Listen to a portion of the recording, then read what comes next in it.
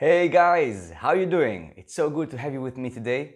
And for you, I have something special today. I'm going to talk about my origin story and how I became who I am. Maybe that will give you some inspiration, maybe just to understand a bit of who I am and how did I become what I am today. So, I want to start with some of my most earliest memories as a child. When I was a kid, I was bullied a lot. I was very small and shy. At least when it comes to being around my peer groups, I would always be afraid of physical contact, and I was always so small. And I remember that my mom sent me to a psychologist when I was 6 years old. I didn't know that, just recently learned about that. And because she said that when I was a child, I was bullied a lot. And I had a sentence that terrified her when I said that I want to be sitting inside a hole and stay there when I was being bullied, right? I had a lot of difficulties as a child, and my and then something changed a bit my perspective of my capabilities as an individual, and that is a sport event that happened.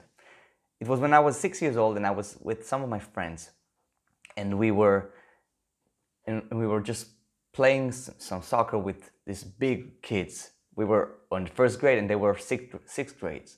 And we played soccer together, and I was so terrified because they are such big kids for a first grader to see a sixth grader playing soccer. It's scary as hell. Think about if he kicks really hard and hits my head will fly off. And that was a very terrifying experience. And I barely touched the ball because they are so skilled compared to me. And there was this one 6 years old guy with in my group that was the really greatest one. It was very fast, athletic, and he knew how to play the game. And he would just pass everyone. And I remember that in one point of the game, I was standing next to the goalkeeper of the other's group, meaning the goal that we need to score to. And I was looking, there was this sixth grader in this goal, and I looked up and he's so big, is a bit fat as well. So I was very shy and scared of him. And I look back and I hear they start screaming because they start to bring the ball towards the goal. And it was in that sixth grader's skilled guy. He started going over my friends, the first grader, right and left, and passing them on. And then there was this one sixth grader that tries to block him as a defender. And when he did it, he pushed the ball from him. It reaches my legs. And I didn't know what to do. And then I just kicked and made a goal. And I was like, yeah, that's very impressive. Yeah, I did something good, right? I mean, I didn't really know the rules of the game. I'm just a first grader, but I know that that's what I need to do. But then something happened that changed everything. This sixth grader came to me, the skilled one that everyone adored. He held my shoulder and said, "That was really good. You did a great job. I'm proud of you." And I think that's when I was hooked to sports and exercise. And I didn't really realize that until just recently. I've come to think about how did I come to this world of even martial arts to start with. And that is when I realized that I am capable of doing stuff that I didn't thought I am. And I wanted to feel that again. I wanted to be a confident kid.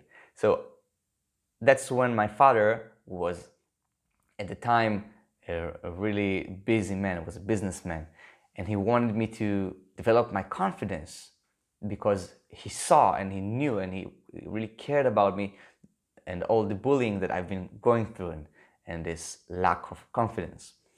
So he sent me to a judo class because he thought that judo will develop some self-defense skills, which is not, by the way, if you wonder to yourself.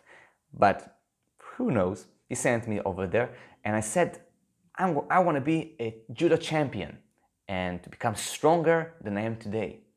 But what really was beneath it is that I wanted to beat my bullies so that they won't bother me or my friends, and that's the stuff that I came with to training.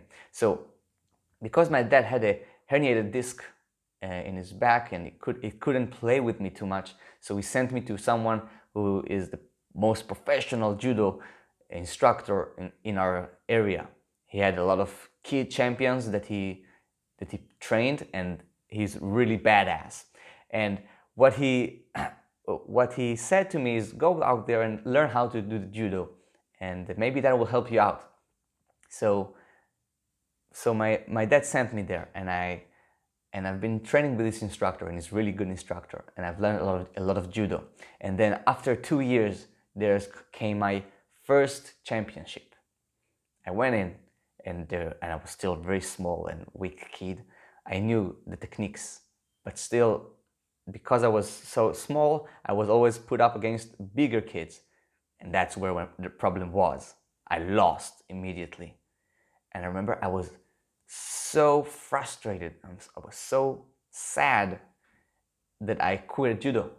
And I think this is a really bad moment for me, where I have a bit of anger on my parents that they didn't try to push me through these frustrations, through this failure. And instead of letting me know that failure is part of life, they didn't tell me that. It made me think that failure is something I want to avoid. And ever since then, I've been avoiding a lot of failures through my life. So when I lost this competition, I went back and I practiced a bit of soccer in my home, and I kept figuring out what I want to do, how do I want to continue in this realm to develop myself, to be strong. And even though I didn't really admit it, it was to become confident and be able to beat up bullies. And that's when I began to find the love to martial arts, specifically Kung Fu. I would watch these Kung Fu movies, amazing athletes like Jackie Chan or Jet Li or Bruce Lee. They were all very small and probably weak individuals, that through martial arts they became so badasses. No one can mess with Jackie Chan, right? Or Bruce Lee is a legend. So I said, I want to become like that too. And my father said, great, let's find you a Kung Fu school. And luckily there was one right under our house in the closest school. So I went in there, and that's when my journey in martial arts began. I understood that this is what I want to do in my life, and I became so obsessed with it. I've learned everything there is to know about martial arts, and with my instructor that I adored, I told him I want to do more than just twice a week lessons. I want to become your apprentice, and that's how my career as an instructor began as well. I joined him for every lesson I could probably just listen to, even for the kids' lesson, and I became a sub-instructor for the kids, and I loved it so much. I learned so much, and it made me so confident, right? I felt like this is my thing. My friends would be so impressed with me doing some Kung Fu kicks and balance and handstands, and then something terrible happened. When I was 17 years old, I got into a brutal situation where me and my friends were just assaulted by some random drunk youth, and I felt like I was freezing in place when they tried to attack me, and I tried to attack back, and all my confidence, all the things that I've acquired, just went off the shelf. I couldn't do anything, and I got into a really bad place in my life. For about 6 months, I was very shut in my house. I would play too much video games. I was probably depressed, and I thought about it a lot. And it's because I thought that because I couldn't protect my friends, they got hurt, and that really put me down. And I think that what led me out of it and turned me to what I am today is one friend who told me, you fed yourself with lies, and you fed yourself so much that they became a reality. And back in the time, this sentence didn't really mean much. It wasn't like, oh, right. But that was the turning point, where from going down, my life began to climb back up. And that's where I understood that what I really need to focus on is self-defense, is confidence, It's not just looking cool and doing impressive things. It's about learning to control myself and be able to regulate my emotions when needed in a situation. And that's how I decided that this is what I'm going to do in my life. I'm going to become a Krav Maga instructor. Krav Maga is self-defense in its essence. It's not a martial art. And that's how I became who I am today. And I decided to learn psychology and to expertise in working with kids, because I think that working with kids, this is where it all starts. If I think about myself and what my father tried to do to me, even though he had herniated disc, he wanted me to become confident. He couldn't play with me. My mother was pregnant with my sister, but still they wanted me to become confident and strong. And I'm pretty sure that that's what all parents want.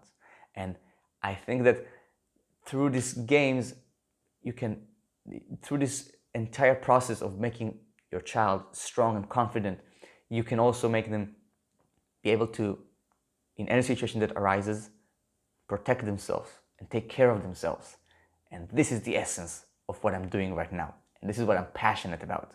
So thank you guys for listening up, and I'll see you next time. Train hard, train smart, and peace.